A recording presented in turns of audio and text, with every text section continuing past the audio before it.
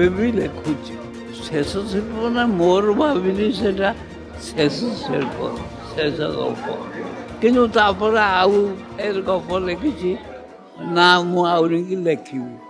ମୋର ଇଚ୍ଛା, ମୁଁ କଲମଟା ଧରିକି ମରିବି। ମୋର ବଞ୍ଚିବାର ସାମଗ୍ରୀ ହେଉଛି ତୁମମାନଙ୍କର ଭଲ ପାଇବା, ଆଉ ମୋ କତିରେ କିଛି ନାହିଁ।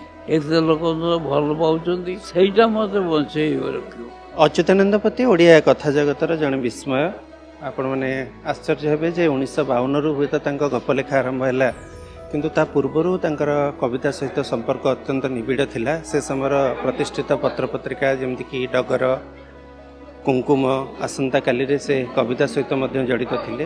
ହୁଏତ ସମୟ ବଦଳିଯିବ, ହୁଏତ ପୁଣି ନୂଆ ଗାଳ୍ପିକ ଆସିବେ ଯିବେ, କିନ୍ତୁ ଅଚ୍ୟୁତାନନ୍ଦ ପତି ଏଇଥିପାଇଁ ଆମର ମନେ ରହିବେ ଯେ ଗୋଟେ ସମୟକୁ ସେ ସାଇତି ରଖିଦେଇ ଯାଇଛନ୍ତି ଏବଂ ତା ଭିତରେ ଲୁଚି ରହିଛି ବ୍ୟଙ୍ଗ, ପ୍ରତିବାଦ, ବିରୋଧ ଏବଂ ସବୁ ପରାଜୟ ପରେ ବି ଗୋଟେ ଜୀବନ ବିଜୟର ସ୍ୱାଦ ଦେଖିବାରେ କେମିତି, ସେ କଥାଟି ଅନ୍ତତଃ ଅଚ୍ୟୁତାନନ୍ଦ ପତି ଆମକୁ ଶିଖେଇ ଦେଇ ଯାଇଛନ୍ତି।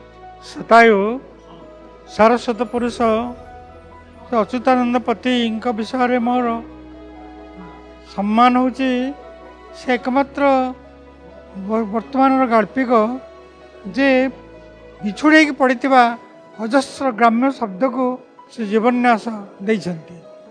ଏଇଟା ଗୋଟେ ବଡ଼ କୃତିତ୍ୱ, ଚମତ୍କାରିତା ତାଙ୍କ। ସେ ଭାଷାକୁ ଜୀବନ୍ୟାସ ଦେଇନାହାନ୍ତି, କେବଳ ଭାବନା ଭିତରେ ଗୋଟେ ଗ୍ରାମ୍ୟ ପୃଥିବୀକୁ ସ୍ଥାପନା କରିଛନ୍ତି।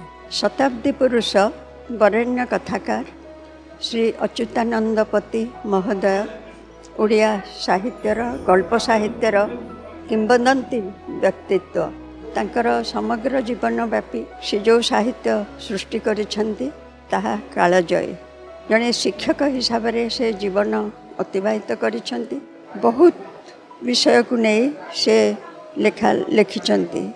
ତାଙ୍କ ଗଳ୍ପ ଗୁଡ଼ିକରେ ଆମେ ସାମାଜିକ ଚେତନା ଯେମିତି ଦେଖୁ, ସମ୍ବେଦନଶୀଳତା ଏବଂ ମାନବିକ ମୂଲ୍ୟବୋଧ ପ୍ରତି ପ୍ରଚଣ୍ଡ ଆସ୍ଥା ଏସବୁ ଦେଖାଯାଏ। ଅଚ୍ୟୁତାନନ୍ଦ ପତିଙ୍କର ଶତବାର୍ଷିକୀ ବେଳେ ସେ ଯାହା କହିଲେ ତାଙ୍କ ବକ୍ତବ୍ୟରେ, ସେ ଆଖିରେ ଦେଖିପାରୁଛନ୍ତି ବିନା ଚଷମାରେ, କାନରେ ଶୁଣିପାରୁଛନ୍ତି ବିନା ହିୟରିଂ ଏଡ୍ରେ, ଏବଂ ପାଟିରେ ମଧ୍ୟ କଥା କହିପାରୁଛନ୍ତି ଏବଂ ତାଙ୍କର ଜ୍ଞାନ, ଅନୁଭୂତି, ଅଭିଜ୍ଞତା ବିତରଣ କରିପାରୁଛନ୍ତି। ତେଣୁ ଆମ ପାଇଁ ଆଜି ଦିନଟି ବହୁତ ସୌଭାଗ୍ୟ ଥିଲା। ଆଗାମୀ ଦିନରେ ଯିଏ ଏହି ପ୍ରକାର ବୟସରେ ପହଞ୍ଚିବ, ଆମେ ତାଙ୍କର ଜନ୍ମଦିନ ପାଳନ କରି ଗୋଟେ ପଣ ନେଇଛୁ। ଆଶା ଈଶ୍ୱର ଆମକୁ ସହାୟ ହେବେ, ତାଙ୍କୁ ଅଧିକ ଦିନ ବଞ୍ଚେଇ ରଖିବେ, ଆମକୁ ଏପରି ସୁଯୋଗ ବାରମ୍ବାର ଦେଉଥିବେ।